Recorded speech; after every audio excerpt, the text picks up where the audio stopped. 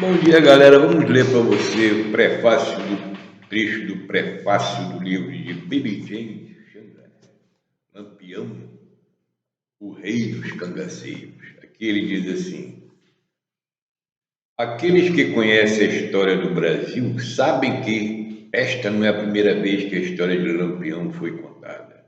Porém, muitas coisas que foram escritas consistem de relatos não comprovados ou que foram tirados de obras de outros escritores ou que foram recolhidos indiscriminadamente das lendas muito difundidas e frequentemente embelezadas.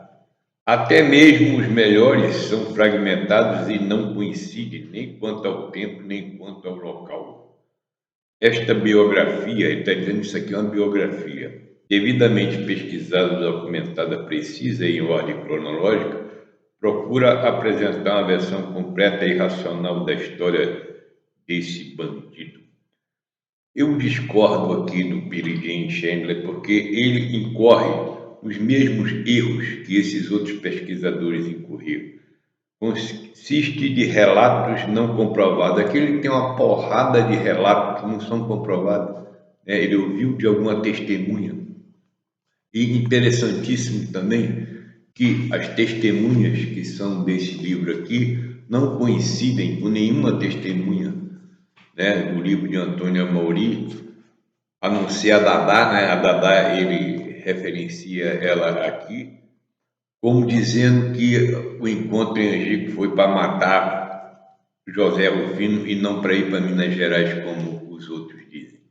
Então, galera, a gente vê que essa biografia devidamente pesquisada, documentada, aqui a documentação não existe, não sei porque que ele botou documentada, Tem documento, ele não apresenta os documentos, ele apenas diz, tem esse documento aí, tem até o documento do julgamento do Sabino, o rapaz que matou Pedro de Cândido, que seria um documento muito interessante, ele referencia esse documento aqui, mas eu nunca vi nenhum pesquisador, outro, a não ser ele, referenciar.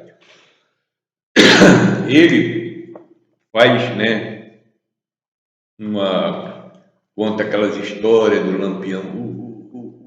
As histórias do Lampião que ele conta aqui é aquela mesma, bagunça de sempre. O cara sabe de tudo de Lampião. O Lampião sai, mata um caba da peste na estrada por nenhuma razão e aí encontra no bolso dele uma carta de um outro caba da peste que está planejando matar Lampião. Aí o Lampião consegue saber onde é que está esse outro caba da peste e manda matar ele também. Quer dizer, esses detalhes, como é que são contados esses detalhes? Como é que a pessoa sabe o que estava dentro do bolso do bandido quando o Lampião matou esse outro caba da peste? Estava do lado. Quais são essas testemunhas? Quem são? Ninguém sabe, galera? Isso que é o mais interessante nessas histórias, que eles relatam as histórias e dão o nome de um ou dão o nome de dois, mas não existe dentro desse livro nenhuma testemunha que existe dentro desse livro, a não ser Dadá.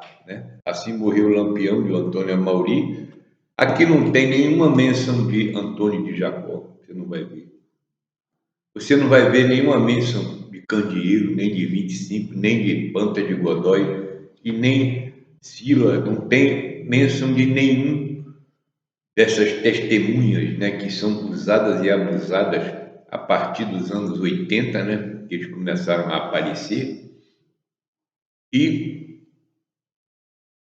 Billy Jane Chandler não reconhece nenhuma dessas testemunhas. Isso aí é um ponto muito importante no estudo do cangaço, porque como é que pode que ele tenha uma sequência de testemunhas que os outros livros não mencionam e que ele não menciona a testemunha dos outros livros? É estranhíssimo, galera, uma coisa dessa. Ele tem um tal de Antônio Pequeno, que alguém disse para ele que era coiteiro de Lampião. Eu acho também que ele chegou aqui no Brasil, ele teve apoio de uma grande rede internacional de cultura americana, que é uma rede americana, e então ele vinha de avião, já tinha tudo preparado para ele, as testemunhas já estavam sendo preparadas, etc. e tal.